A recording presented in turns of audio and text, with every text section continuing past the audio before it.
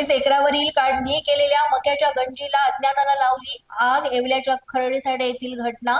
आगीमध्ये 800 quintal मका जळून खाक। शेतकऱ्याचं लाखो रुपयांचं नुकसान। कोल्हापूरच्या कणेरी मठाचे काडसिद्धेश्वर महाराजांविरोधात जतमध्ये गुन्हा दाखल। जत तालुक्यातील बिळूर इथं 9 ऑक्टोबर रोजी एका प्रवचनादरम्यान काडसिद्धेश्वर महाराजांनी लिंगायत समाजाच्या भावना दुखावण्याचं केलं होतं वक्तव्य। अहिल्यानगर शहरालगत असलेल्या केडगाव परिसरामध्ये भीषण अपघात। कंटेनरला ओव्हरटेक करताना बसचा अपघात। या अपघातामध्ये 7 ते 8 प्रवासी गंभीर जखमी।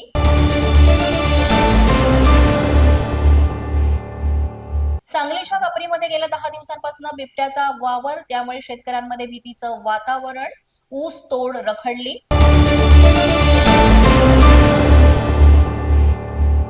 मालेगाव मनमाडसह नाशिक जिल्ह्याच्या ग्रामीण भागात तापमानाचा पारा घसरला। निफाडमध्ये 6.4 अंशापर्यंत पारा घसरला। थंडीचा जोर वाढल्यामुळे उघड्यावर राहणाऱ्या नागरिकांसाठी निवारा केंद्र उभारण्याची मागणी।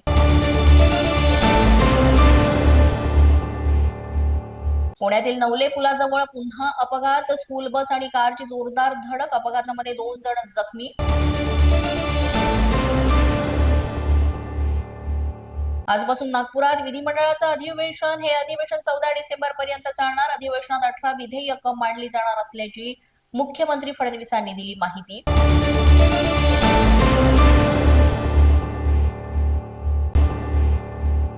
सत्ताधाऱ्यांच्या चहापान कार्यक्रमावर विरोधी पक्षांनी टाकला बहिष्कार। सत्ताधाऱ्यांचा मनमानी कारभार सुरू। भ्रष्टाचार करून कंत्राटदाराच्या घशात पैसे घालण्याचा काम सत्ताधारी करत असल्याचं म्हणत विरोधकांनी घातला बहिष्कार।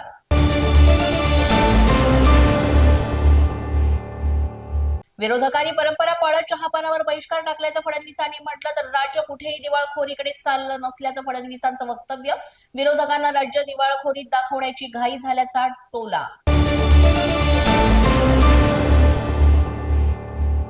विरोधकांच्या पत्रावर शरद पवारांच्या राष्ट्रवादीची सही नसल्याचं समोर। विरोधकांच्या प्रत्येक प्रश्नाला उत्तर देणार असल्याचंही मुख्यमंत्र्यांचं म्हणणं। पोलीस माझा न्यूजच्या बातमीपत्रात आज इतकंच। तुम्हाला आमचं बातमीपत्र कसं वाटतंय याबाबत अवश्य अभिप्राय कळवा।